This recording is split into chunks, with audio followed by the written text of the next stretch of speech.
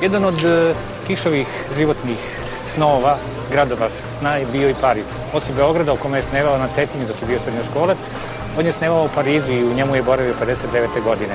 A 86. iz ruku Žaka Langa, ministra kulture, primio je i orden viteza književnosti i umetnosti. Kiš je u 2 navrata i bio lektor za strane jezike u Strasburu i Bordeauxu, a živeo je sve do smrti u 10. arondismanu.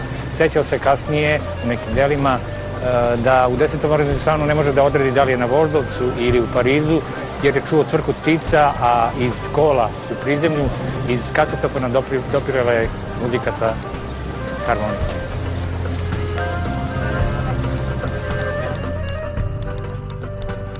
Volim toleranciju Pariza gde ima mesta za svaku tendenciju, idejnu, političku i književnu. Taj široki spektar oprečnih mišljenja koje žive pod istim krovom, kao kakva velika, bučna i zavađena porodica. Ne volim kratka pamćenja parijske inteligencije, koja je odbacila sumnju, taj najdragoceniji intelektualni kompas i godinama strasno grešila protiv istine, protiv očiglednosti i protiv slobode. Volim velikodušnost Pariza, koji je proslavio Joycea, koji je video Faulkneru genij, koji je otkrio svetu književnost Latinske Amerike. Ne volim njegovu naduvenu pristrasnost kojom je pristupio Solženjicinovom geniju, pokušavajući da svoju nečistu savest podmiri na njemu. Volim, a šta bih mogo drugo, kako je francuska kritika dočekala moje knjige, kako ih je pročitala sa razumijevanjem i kako im nije štedela komplimenata. Ne volim što Pariz nikada nije imao dovoljno sluha za takve pisce kao što su Andrić, Krleža ili Crnjanski, koji su moji učitelji. Volim da gledam kako se lađe penju kanalom Saint-Martin, kao da se penju uz vekove, a u čast nekadašnjih inženjera, u čast francuskog genija i kao dokaz večno žive tradicije. Ali oprostite, ovo više nije literarni Pariz. To je samo lađa koja se rasilazi iz kanala Saint-Martin. Ali da, ako se ne varam, ako se dobro prisjećam, upravo tu je negdje stanovala ona bizarna osoba Luana Pecquichet od izvesnog Flaubera. Jer vidite, ovdje u Parizu, bar za mene, sve je samo literatura. A Pariz, upreko svemu, još uvek velika prestolnica literature. Et d'ailleurs, on s'est rencontrés, le premier jour, c'était au moment où, à l'ambassade de Yougoslavie, le ministre de la Culture français lui remettait les insignes de chevalier des arts et lettres. Bon, c'était Jack Lang.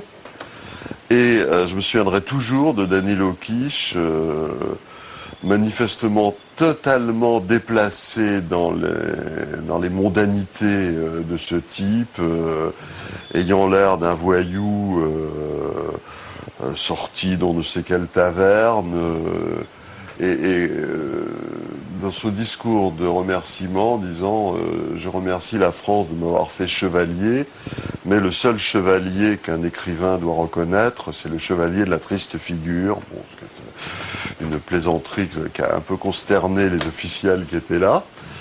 Puis voilà, et puis on a été boire un verre après, et puis après on est devenus amis. The first of our 9-hour tete-a-tetes, and there were many that happened about 8 years ago in Paris. And again, I can't remember, do you write every day? And he said, certainly not. And I said, I'm so relieved because I don't either, but I feel very guilty because I know if you're a writer, you're supposed to write every day. That's what Virginia Woolf has told us and every writer. You must write every day. Ça n'était pas quelqu'un qui était obsédé par la littérature comme peuvent l'être certains écrivains pour qui c'est un sacerdoce. Il y a une chose qu'il répétait très souvent, c'est que il n'éprouvait pas le besoin d'écrire tout le temps. Il écrivait un livre quand il y avait une profonde nécessité et qu'il sentait qu'il ne pouvait pas faire autrement que de l'écrire. Mais il pouvait passer quelques mois, voire quelques années entre deux livres à vivre tout simplement. Hein. C'était pas quelqu'un qui avait cette dévotion un peu religieuse à l'écriture. Mais en même temps, quand il écrivait un livre, c'était vraiment tout se ramenait à ça. Et dans ces moments-là, ouais, les discussions portaient essentiellement sur la littérature. Ça existe depuis longtemps et c'est un des problèmes que j'ai jamais résolu. Je sens toujours le temps que je passe en écrivant comme un temps perdu par rapport à la vie. Et quand je vis ce qu'on appelle la vie qui n'est pas l'écriture, je pense que je passe mon temps vainement parce que je vis une vie non utile et futile. Et je pense que je ne suis pas le seul, que c'est le sentiment de chaque écrivain de choisir entre les deux vies où aucune n'est la vraie.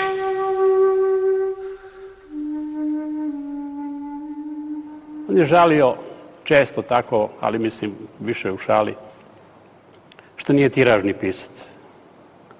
I govorio, što nisam tiražni pisac i tako dalje. A pitali su ga prijatelji, a šta bi radio da si tiražni pisac, da imaš velike honorare? On je rekao, pa sedeo bi u rotondi, pio kafu i pušio. Pa to i sad radiš, rekli su mu prijatelji. On je rekao, da, ali s kojim nespokojstvom?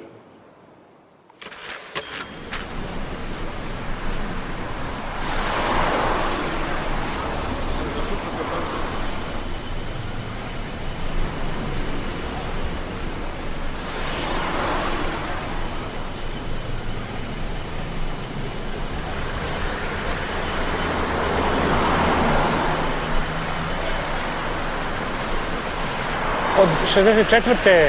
do 1966. Danilo Kiš je živeo sa svojom suprugom Mirjanom Jočinović, tu odmah iza ugla. On je bio 2 godine u ateljeu 212, honorarni dramaturg u vreme kada je intenzivno prevodio za pozorište. Preveo je Trojanke, preveo je Kornejevog Sida i Fejdove Mačke u džaku, a sam je adaptirao Euripidevu Elektru i ona je igrana upravo u ateljeu 212 kao Elektra 69. U to vreme kad je Danilo napisao Elektru, tada je